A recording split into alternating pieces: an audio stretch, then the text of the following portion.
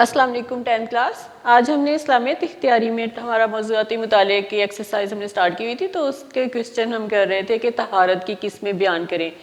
کل کے ٹاپک میں کل کے لیکچر میں ہم نے طہارت اخلاق کے بارے میں ریڈنگ کی تھی، اور طہارت فکر کے بارے میں، اور طہارت جسم، 3 طہارت کے بارے میں ہم نے کل ڈسکس کی تھی. آج ہم اس سے آگے اسی کوسچن میں، کیونکہ انہوں نے ڈیٹیل سے پوچھا ہے کہ ہر طہارت کی کتنے اقسام ہیں، ہر ایک کے بارے میں تفصیل سے بتائیں. تو آج اس کی جو 2 اقسام رہ گئی تھی ان کے بارے میں ہم ڈسکس کریں گے تھوڑا سا. پھر اس کے بعد میں آپ کو اس کے شارٹ کوسچن اور MCQs کی فارم میں بھی تھوڑا سا آپ کو سمجھا دوں گی. تو یہ سب اب ہے اس میں طہارت لباس.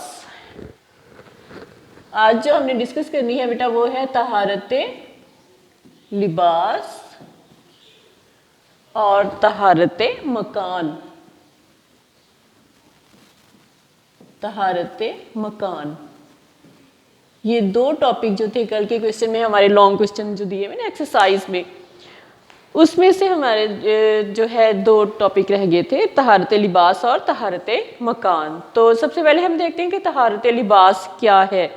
طہارت لباس کیا ہے؟ یعنی کہ ہر لباس کا ہر قسم کا غلاظت سے پاک ہونا. یعنی کہ ہم نے جو لباس زیبدت کیا ہوا ہے، اپنے جسم کو چھپانے کے لیے ہم لباس پہنتے ہیں، اور اس کا ہر غلاظت سے، غلاظت کیا ہوتا ہے؟ گندگی اس سے، نجاست سے پاک ہونا چاہیے.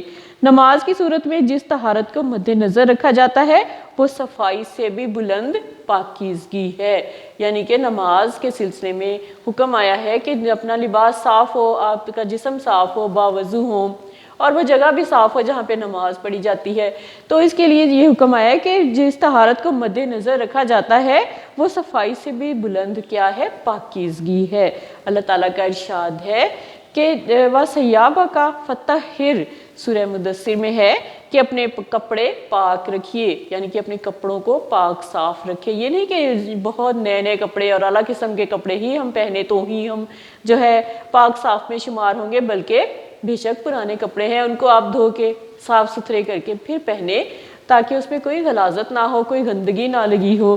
اسلام میں نجاست کی مختلف اقسام بیان کر کے انسان کو ہر قسم کی نجاست کے متعلق احکامات بتا دیے گئے ہیں، جو فقہ کی کتابوں میں تفصیل سے درج بھی ہیں.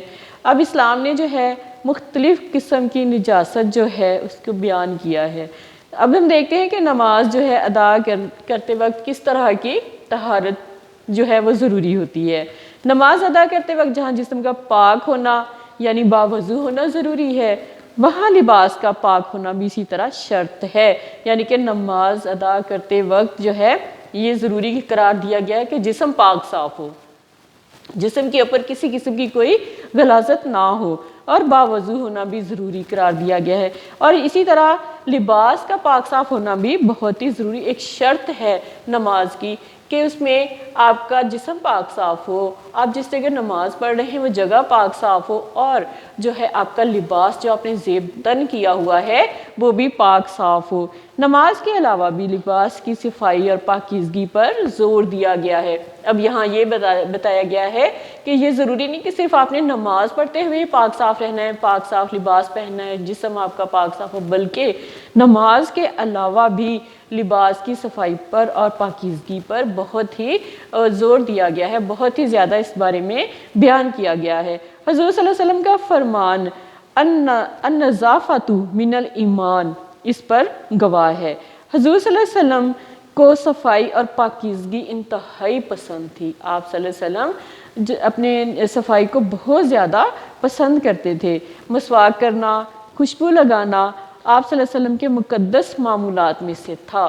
یعنی کہ خوشبو کا استعمال کرنا اور مسواک کرنا، کیونکہ جب ہم بات کرتے ہیں ہمارے منہ سے جب بات نکلتی ہے، الفاظ ادا ہوتے ہیں، تو سانس کا عمل ہوتا ہے آتا اور جاتا ہے، ٹھیک ہے، تو اس کے ذریعے سے جو اسمیل ہوتی ہے منہ کی وہ باہر آتی ہے. تو اگر ہم مسواک کریں گے، اپنے دانت کو صاف رکھیں گے تو ہمارے منہ سے وہ اسمیل نہیں آئے گی۔ تو آپ صلی اللہ علیہ وسلم کو سب سے زیادہ پسند کیا تھا؟ مسواک کرنا اور خوشبو لگانا، مقدس معمولات میں سے تھا۔ لباس اگرچہ سادہ اور پیوند دار ہوتا تھا، آپ صلی اللہ علیہ وسلم نے کبھی یہ نہیں کہا کہ میں تو نبی اللہ آخری نبی ہوں، مجھے اتنا بلند مقام ہے تو مجھے جو ہے میری شان و شوکت شاید اچھے کپڑوں سے ہوگی، بلکہ نہیں، آپ صلی اللہ علیہ وسلم کا لباس سادہ ہوتا تھا، اور اس میں اگر کہیں سے پھٹ جاتا تھا تو اس میں آپ صلی اللہ علیہ وسلم خود اپنے ہاتھوں سے اس کو پیوند لگا لیتے تھے، اس پہ جوڑ لگا لیتے تھے، اس کو دوبارہ سے قابل استعمال کر لیتے تھے، اور اس طرح سے سادہ لباس کو ہی پہنتے تھے۔ مگر آپ کا لباس جو ہوتا تھا صاف ستھرا اور پاک صاف ہوتا تھا، یعنی کہ اس پہ کسی قسم کی غلاظت نہیں ہوتی تھی، بے شک وہ پھٹا ہوتا تھا، اس کو پیوند لگے ہوتے تھے، لیکن وہ لباس آپ صلی اللہ علیہ وسلم کا جو لباس تھا وہ پاک صاف ہوتا تھا، غلاظت سے پاک ہوتا تھا۔ اور آپ صلی اللہ علیہ وسلم اپنے صحابہ رضی اللہ تعالیٰ عنہ کو بھی پاک اور صاف لباس پہننے کی تلقین فرمایا کرتے تھے۔ آپ صلی اللہ علیہ وسلم نہ صرف خود لباس پاک صاف پہنتے تھے بلکہ صحابہ اکرام کو بھی پاک صاف لباس پہننے کی تلقین کرتے تھے، نصیحت کرتے تھے کہ اگر آپ خود پاک صاف ہیں تو آپ کا لباس بھی پاک صاف ہونا چاہیے، یعنی کہ انسان کو ظاہری اور باطنی دونوں طور پر ہی پاک صاف ہونا چاہیے، اس کے خیالات تو پاک صاف ہونے ہی چاہیے، ساتھ ساتھ اس کا لباس، اس کا جسم بھی پاک صاف ہونا چاہیے۔ ایک دن ایک صحابی رضی اللہ عنہ خراب کپڑے پہنے ہوئے آپ صلی اللہ علیہ وسلم کی خدمت میں حاضر ہوئے۔ آپ صلی اللہ علیہ وسلم نے ان کا گندا لباس دیکھ کر ان سے پوچھا، کیا تمہیں رب تعالیٰ نے کچھ مال دیا ہے؟ تو ایک صحابی تھے جو کہ محفل میں حاضر ہوئے، تو انہوں نے کوئی گندا لباس پہنا ہوا تھا، تو آپ صلی اللہ علیہ وسلم کو نہیں اچھا لگا کہ ایک صحابہ، ایک مومن ہو کر، ایک مسلمان ہو کر ان کے لباس جو ہے وہ گندا ہے۔ تو آپ صلی اللہ علیہ وسلم نے اس کو ویسے تو شرمندہ نہیں کیا، لیکن آپ صلی اللہ علیہ وسلم نے بہت اچھے طریقے سے کہا کہ تمہیں رب تعالیٰ نے کچھ مال دیا ہے؟ تو اس صحابی نے جواب دیا کہ ہاں، اللہ نے بہت کچھ عطا کیا ہے، یعنی کہ پھر اس نے بتایا کہ مجھے اللہ تعالیٰ نے بے شمار عطا کر رکھا ہے۔ آپ صلی اللہ علیہ وسلم نے فرمایا، اللہ تعالیٰ خوش ہوتا ہے کہ اپنے بندے پر اپنی دی ہوئی نعمت کا اثر دیکھے، یعنی کہ آپ صلی اللہ علیہ وسلم نے پھر اسے کہا، یہ نہیں کہا کہ تمہارا لباس گندا ہے اسے جاؤ تبدیل کرو یا صاف پہن کرو، بلکہ کتنے اچھے طریقے سے آپ صلی اللہ علیہ وسلم نے اپنی بات کو ان صحابی تک پہنچایا۔ آپ صلی اللہ علیہ وسلم نے فرمایا کہ اللہ تعالیٰ بہت ہی خوش ہوتا ہے کہ اپنے بندے پر اپنی دی ہوئی نعمت کا اثر دیکھے، کہ اللہ تعالیٰ نے اگر تمہیں اتنا دیا ہے تو تم اس کو ظاہر بھی تو کرو، تمہیں اپنے لباس سے یہ بتاؤ تو صحیح کہ واقعی اللہ تعالیٰ نے تمہیں عطا کر رکھا ہے۔ اگر تم اس طرح کرو گے تو ناشکری میں بھی تو آ سکتا ہے نا کہ اللہ تعالیٰ نے ہمیں اتنا عطا کیا ہے، لیکن اس کے بعد میں ہم پھر بھی گندے لباس پہن کر پھر رہے ہیں، لوگوں کو یہ دکھا رہے کہ ہمارے پاس کچھ نہیں ہے، بلکہ یہ کم از کم صاف ستھرا لباس جو ہے وہ لازمی پہننا چاہیے۔ تو آپ صلی اللہ علیہ وسلم نے بہت ہی اچھے طریقے سے کہا کہ اللہ تعالیٰ اپنی نعمت کا اثر دیکھنا چاہتا ہے۔ جب اللہ تعالیٰ نے تم پر فضل کیا ہے تو تم اچھے کپڑے پہن لیا کرو۔ پھر آپ صلی اللہ علیہ وسلم نے کہا کہ اگر تمہیں اللہ تعالیٰ نے اتنی بے شمار نعمتیں دے رکھی ہیں، تمہیں نوازا ہوا ہے، تو تم اچھے کپڑے پہننے میں کیا برائی ہے؟ تم اچھے کپڑے پہنا کرو تاکہ اللہ کی دی ہوئی نعمت کا اظہار ہو جائے، یعنی کہ یہ ظاہر نہ ہو کہ تمہیں اللہ تعالیٰ نے کچھ عطا نہیں کیا، بلکہ کچھ تھوڑا سا اظہار تو ہو کہ اللہ تعالیٰ نے تمہیں نوازا ہوا ہے۔ تم اچھے کپڑے اور پاک صاف کپڑے پہن لو، کم از کم گندا لباس تو نہ پہنو۔ تو یہ تھا بیٹا طہارت لباس۔ اب ہے طہارت مکان۔ ہم نے دو آج ٹاپک کرنے نا، طہارت مکان اور طہارت لباس۔ تو طہارت جس طرح لباس کی طہارت یعنی کہ لباس پاک صاف ہونا ضروری ہے، اسی طرح سے جو ہے مکان کا پاک صاف ہونا بھی بہت ضروری ہوتا ہے۔ یہ جو ہے طہارت مکان ایک بہت ہی وسیع مفہوم رکھتا ہے، یعنی کہ دیکھا جائے اب یہ نہیں کہ صرف مکان میں جس جگہ ہم رہتے ہیں وہی ہے، یا جو کمرے میں ہم رہائش پذیر ہیں وہی ہمارا مکان ہے، بلکہ نہیں، بلکہ اب اس کے بہت وسیع معنی لیے جاتے ہیں کہ جہاں جہاں بھی انسان جاتا ہے اپنے وقت کے گزارنے کے لیے، جہاں جہاں بھی جاتا ہے، چاہے وہ اسکول ہے، چاہے وہ گھر ہے، چاہے وہ محلہ ہے، یا پھر وہ کوئی اور جگہ ہے، یا اپنا ملک ہے، اپنا ہر جگہ کو جو ہے وہ مکان میں شامل ہے، ٹھیک ہے؟ تو اس لیے ہر چیز کی جو ہے طہارت بہت ہی ضروری ہے۔ اس سے مراد تو یہ ہے کہ جس جگہ ایک مسلمان، یعنی کہ سب سے پہلا اس کا مقصد کیا ہے طہارت مکان کا، کہ جس جگہ ایک مسلمان نماز ادا کر رہا ہے وہ جگہ ہر قسم کی غلاظت سے پاک ہو، یعنی کہ جہاں پہ نماز ادا کی جا رہی ہے وہ جگہ گندی نہ ہو، وہاں پہ کوئی غلاظت نہ ہو. تو اس لیے جہاں پہ نماز ادا کرنی ہے اس جگہ کا پاک صاف ہونا بہت ہی ضروری ہے. اور بہتر یہ ہے کہ مسجد ہو، اور اس کے لیے عبادت کرنے کے لیے، نماز پڑھنے کے لیے سب سے بہتر جگہ مسجد ہے.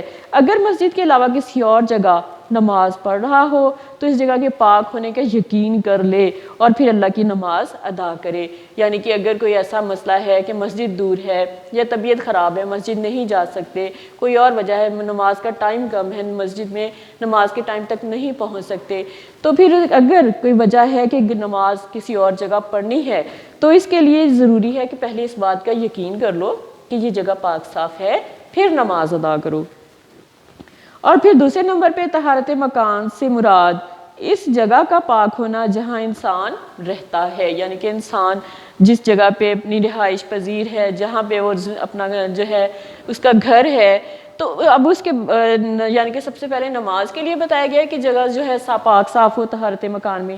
اب اس کے بعد ہے کہ اس جگہ کا پاک صاف ہونا جہاں انسان رہتا ہے، یعنی گھر کی صفائی، محلہ کی صفائی وغیرہ. اب یہ نہیں کہ اپنا گھر تو صاف ہے لیکن باہر اگر نظر دوڑائی جائے، گیٹ سے باہر دیکھا جائے تو گندگی ہی گندگی ہے، بلکہ جس طرح اپنا گھر صاف رکھا ہے اس طرح کوشش کرنی چاہیے کہ آس پاس کی جگہ بھی صاف ہو.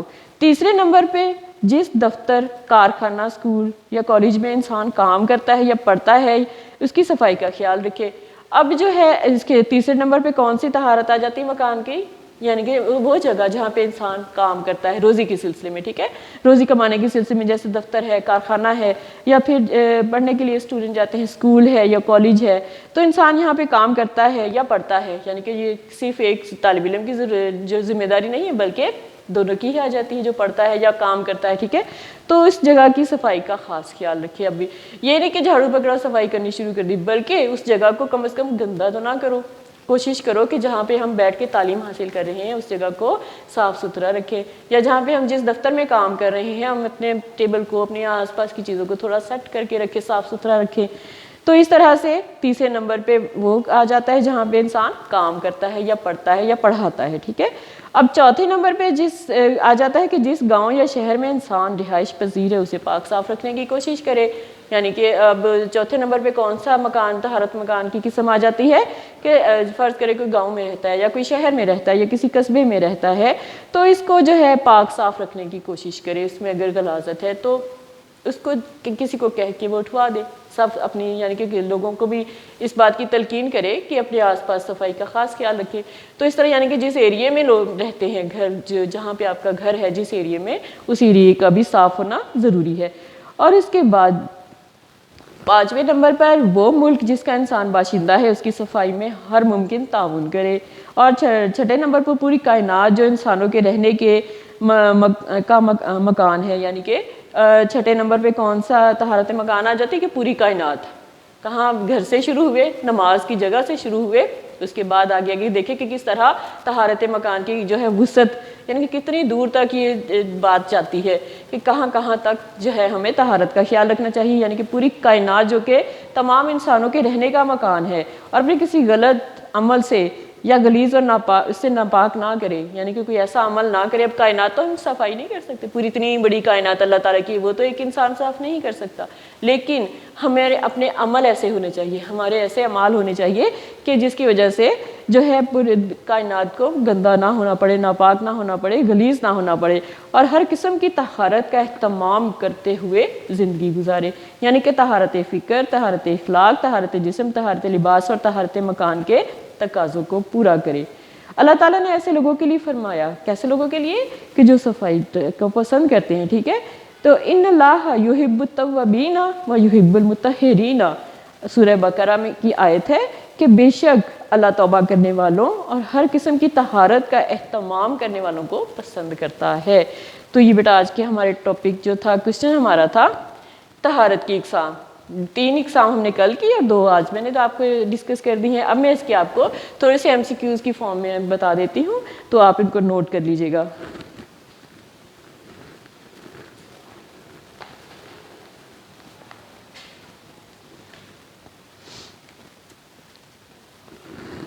نمبر 1، لباس کا ہر قسم کی غلاظت سے پاک ہونا کہلاتا ہے. طہارت کی کون سی قسم میں آ جاتا ہے؟ طہارت لباس.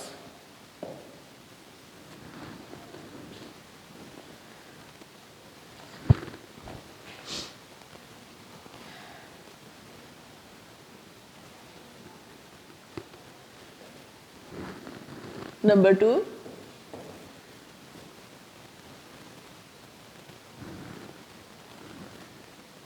سورہ مدثر میں فرمایا گیا ہے کہ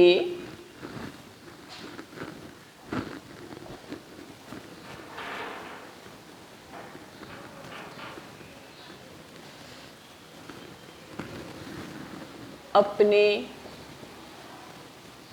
پاک رکھیے. کیا پاک رکھیے؟ کپڑے.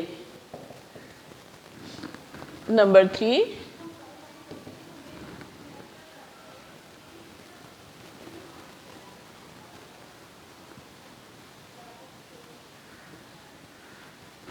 نماز ادا کرتے وقت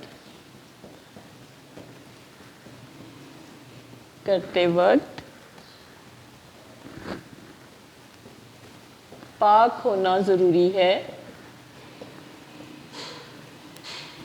کس کا پاک ہونا ضروری ہے؟ لباس کا. یعنی کہ نماز ادا کرتے وقت لباس کا پاک صاف ہونا ضروری ہے.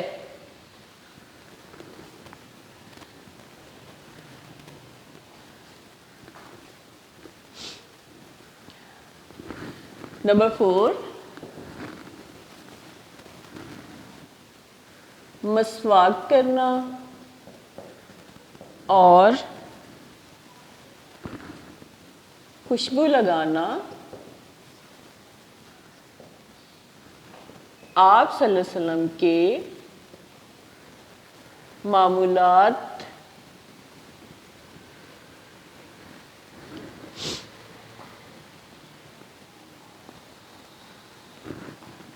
آپ صلی اللہ علیہ وسلم کے تھے مقدس معمولات. نمبر 5،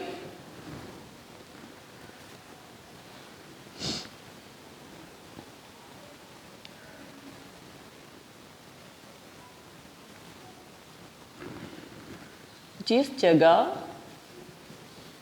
مسلمان نماز ادا کر رہا ہو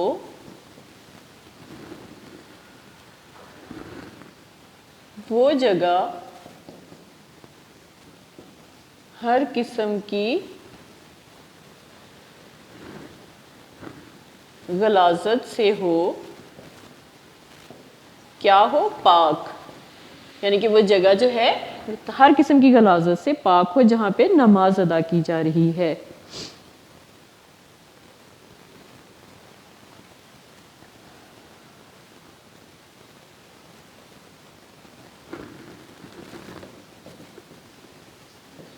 جس جگہ انسان رہائش پذیر ہے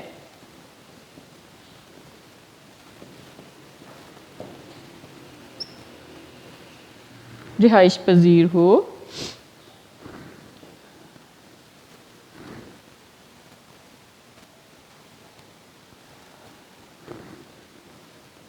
اسے رکھنے کی کوشش کرنی چاہیے.